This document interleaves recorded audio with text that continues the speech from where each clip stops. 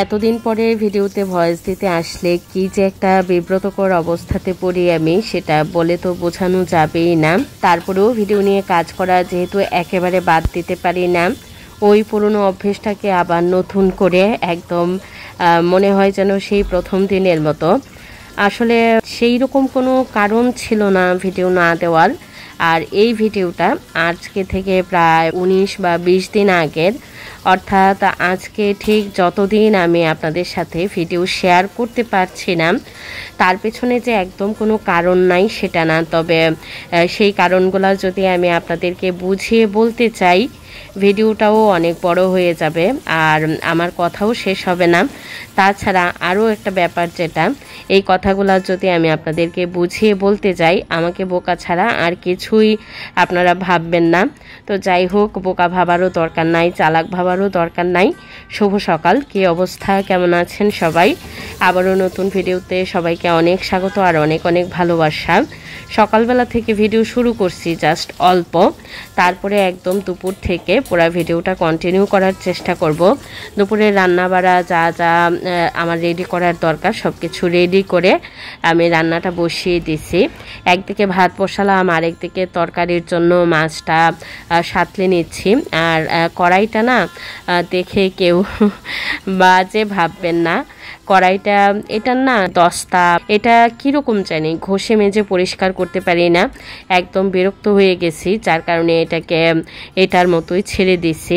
আর বারান্দার একটা কোনায় পুঁইশাক খাওয়ার পরে যে অবশিষ্ট নিচের গোড়ার অংশটা থাকে সেটা বেশ অনেকদিন আগেই একটা বালতিতে পুঁতে রেখে দিয়েছিলাম। এর আগেও একবার দিয়েছিলাম, বেশ সুন্দর গাছ গজায়, ওইখান থেকে চারা গাছ হয় সুন্দর সুন্দর।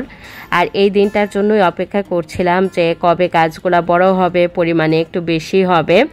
আজকে শেষ পর্যন্ত ওই দিনটা আসলো, কেটে নিয়ে আসলাম। বাসায় চিংড়ি মাছ আছে, আলু চিংড়ি দিয়ে এটা রান্না করব।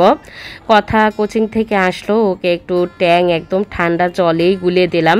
ঠান্ডা জলটা খাই না অনেক বছর, বহু বছর ঠান্ডা জল খাওয়া বাদ দিয়ে দিছি, আর ট্যাংও খাওয়া হয় না। তবে কথা আবার ইদানিং বেশ কিছুদিন ধরেই ওর বাবাকে বলছিল ট্যাং আনার জন্য।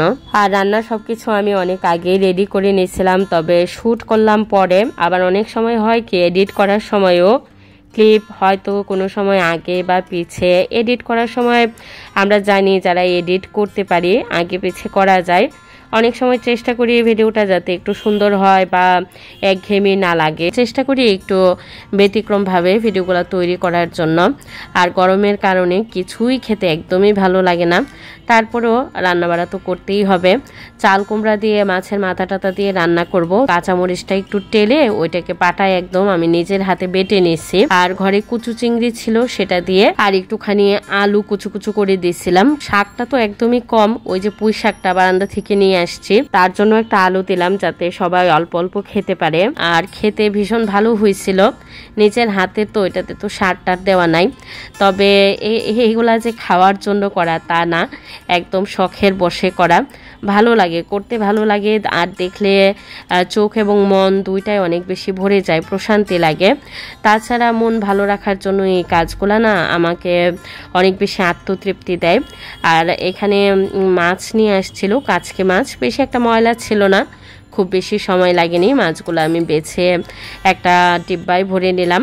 আর কথার বাবা কিছুদিন আগে বাড়িতে গেছিল, বাড়ি থেকে একটা কাঁচা কাঁঠাল নিয়ে আসছিল আমাদের গাছেরই। তো কাঁঠালটাই একদিন আর কি এঁচড় হিসেবে খাওয়া হয়েছে, আর বাকি বাদ যেটা বেঁচে গেছিল সেটা খাওয়া হয়নি, ভাবছিলাম ফেলে দেব। তো ফেলতে গিয়ে দেখি এর ভেতরে বীজগুলা না ওই 2-3 দিন ঘরে থাকার ফলে বীজগুলা একটু পোক্ত মতন হয়েছে। সেই বীজগুলা আমি ভালো করে ধুয়ে ফ্রিজে রেখে দিলাম, হয়তো শুটকি দিয়ে কিছু একটা করব বা ভর্তা টর্তা, যাই হোক কিছু একটা খাওয়া যাবে। আর কাঁঠালের দানা কিন্তু অত্যন্ত প্রোটিনযুক্ত, যে কোনো বীজই অনেক বেশি শক্তিশালী বা প্রোটিন সমৃদ্ধ হয়। শুধু যে কাঁঠালের দানা তা না, যে বীজ বা শস্য দানা খাওয়া যায় সেগুলা অনেক প্রোটিন সমৃদ্ধই হয়। আর কাঁঠাল দানা তো এমনিতেও খাওয়া যায় যারা পছন্দ করে, আমরা যে অপছন্দ করি তা না, আমরাও অনেক বেশি পছন্দ করি। তারপরে দুপুরের আমার হাতে যে কাজগুলো ছিল রান্নাবাড়ার পরে টুকটাক জিনিসপত্র ডিপ ফ্রিজে উঠাইলাম, ওই যে কাঁঠাল দানা, তারপরে মাছ আর একটু কাঁচামরিচ আমি অফ ক্যামেরায় টেলে বেটে রেখে দিয়েছি। ইদানিং একটু কাঁচামরিচটা খাওয়ার চেষ্টা করছি। আর হাতে সবগুলা কাজ শেষ করে ঘরটা মুছে এবার স্নান করে খাওয়া দাওয়াটা কমপ্লিট করব। তবে খাওয়া দাওয়াটা হয়তো বা আপনাদের সাথে আমি শেয়ার করতে পারবো না। খাওয়া দাওয়াটা ইদানিং আমাদের এতটা অবেলা হয়ে যায়, 4:30 5টা বেজে যায়। কারণ স্কুল খোলা থাকলে কোচিং থেকে আসতে আসতে 5টা মতন বেজে যায়। আর আমার ছেলে স্কুল এবং কোচিং দুইটা কমপ্লিট করে যদি বাসায় আসে প্রায় 5:45টার মতো বেজে যায়। তো বাচ্চাদের রেখে আসলে খেতেও ইচ্ছে করে না। তবে আমার ছেলে একলাই খায়, কারণ এত বেলা পর্যন্ত তো আর থাকা সম্ভব হয় না। যাই হোক, ঘরটা মুছে স্নান টান করে খাওয়া দাওয়া কমপ্লিট করব। আর ঘরটা মুছতে না অনেকটাই সময় লাগে, কারণ বেশ বড়ই বাসাটা, একা হাতে সব কিছু মেনটেন করা অনেকটাই টাফ হয়ে যায়। তবুও বুদ্ধি করে বা সময়কে কাজে লাগিয়ে কাজের যে রুটিনটা সেটা যদি মেনটেন করা যায় বা মানসিকতা থাকে, তাহলে কিন্তু সব কাজই কমপ্লিট করা যায়। এমন না যে করা যায় না বা নিজের উপরে অনেক বেশি ধকল যায়। কাজের একটা টেকনিক আছে। তো ওই তো দুপুরবেলা খাওয়া দাওয়ার পরে বাসনপত্রগুলো আমি রেখে দিয়েছিলাম একসাথে, ছেলে যখন আসবে তারপরে খাওয়া দাওয়ার পরে একসাথেই সবটা করব বলে রেখে দিয়েছিলাম। একটু পরে পরে হাত ভিজালে না আমার হাতে একটু ফাঙ্গাস হয়ে যায়, আমার নখে একটু প্রবলেম হয়। আর কয়বার একই কাজ করা যায় বলেন তো। তো যাই হোক, এগুলা ধুয়ে টুয়ে জায়গা মতো রেখে দেব। বাসনপত্র কিন্তু এখানে অনেকগুলো, কারণ একসাথে রেখে দিয়েছিলাম। ওই যে দুপুরে খাওয়ার পরে আমরা যে খাওয়া দাওয়া করলাম সেগুলা, এবং আমার ছেলে আসার পরে টিফিন বক্স, ফ্লাক্স এগুলা সহ অনেক বাসনপত্রই হয়ে যায়। যেহেতু আমরা হোম মেকার এবং আমাদের যাদের হেল্পিং হ্যান্ড নেই, কাজগুলা তো নিজেকেই কমপ্লিট করতে হয়।